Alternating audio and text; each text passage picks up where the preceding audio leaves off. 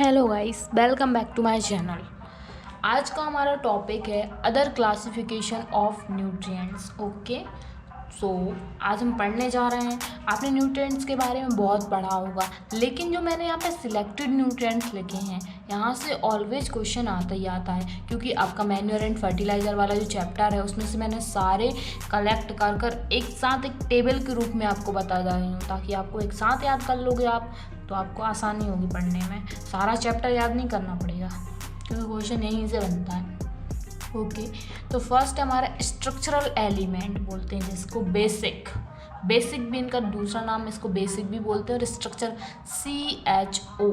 Okay, तो CHO को एक ट्रिक बना सकती हूँ मैं कि चाहो तो, क्या बोल सकती हूँ, चाहो तो।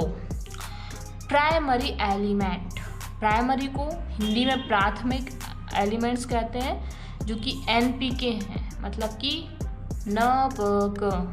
Okay, then secondary essential element जो होते हैं उसको द्वितीयक एलिमेंट्स कहते हैं, जो कि कैल्शियम, मैग्नीशियम और सल्फर है। मतलब इसकी ट्रिक है कमरे में सो जा। माइक्रोन्यूट्रिएंट्स मतलब कि सूक्ष्म तत्व जो होते हैं, जो 8 होते हैं, बहुत ही ज़्यादा इम्पोर्टेंट हैं, जो कि इसकी ट्रिक है कि फ्रिज में मैंने कल बिस्किट नमकीन रखे, तुमने क्यों नहीं खाए। Okay, the lime elements, lime जिसको हम चूना तत्व कहते हैं, कैल्शियम और मैग्नीशियम। ये तो सबको याद होगा कि जो चूना तत्व होते हैं वो क्या होते हैं, कैल्शियम और मैग्नीशियम।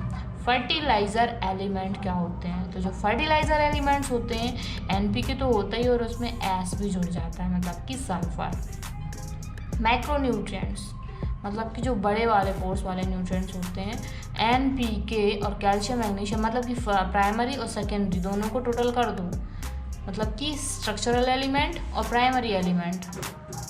स्ट्रक्चर को हटा दो, प्राइमरी और सेकेंडरी को ऐड कर दो, मतलब NPK और CMGS, मतलब कि ना पा के कमरे में सो जाओ, जो हमने यहाँ पर पढ़ा था, प्राइमरी और सेकेंडरी, इन दोनों को ऐड कर दो तो मैक्रोन्यूट्रिएंट्स बन जाते हैं।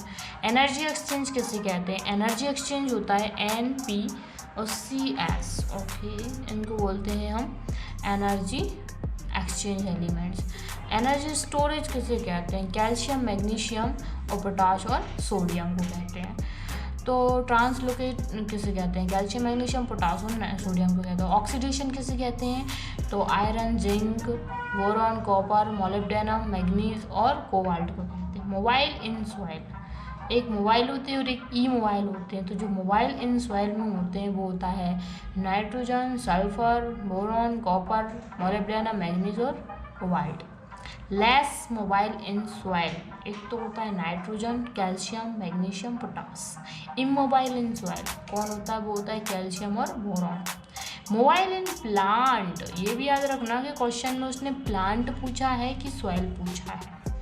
अब उसने यहाँ पे प्लांट पूछ लिया, मोबाइल इन प्लांट, NPK और जिंक। इमोबाइल बोल दिया तो कैल्शियम और बोरॉन हो जाता है। ठीक है, एक सेकेंड वाटर पी लूँ मैं।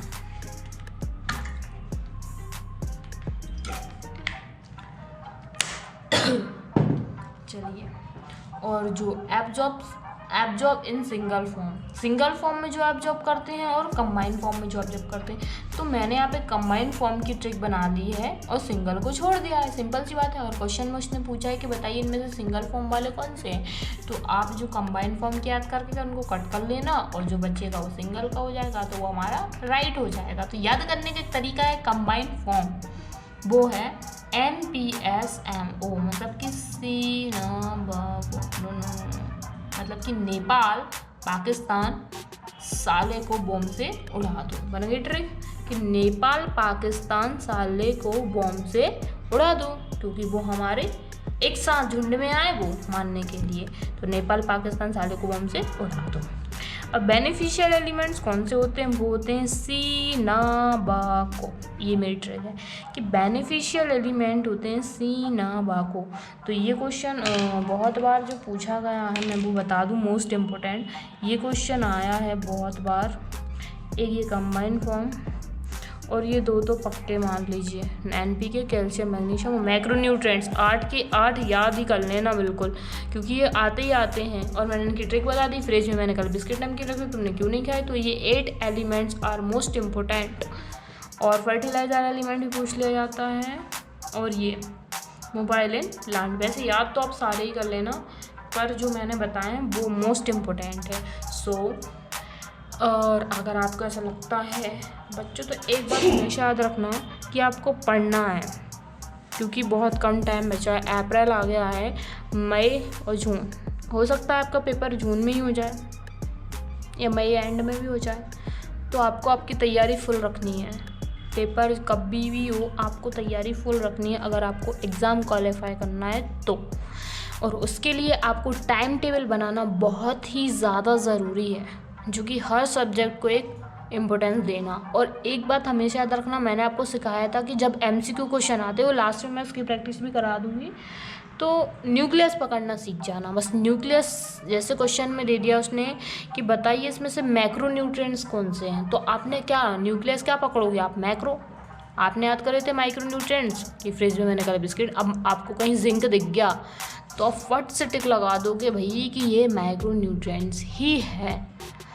तो बस यही होता है, यही पकड़ना आना चाहिए और क्वेश्चन बन जाता है। आसानी से आप सिलेक्टेड मार्क्स ला सकते हो। आपका सिलेक्शन आपको सबका सिलेक्शन नहीं कराना है, आपको अपना सिलेक्शन कराना है, अपनी सीट बुक करनी है।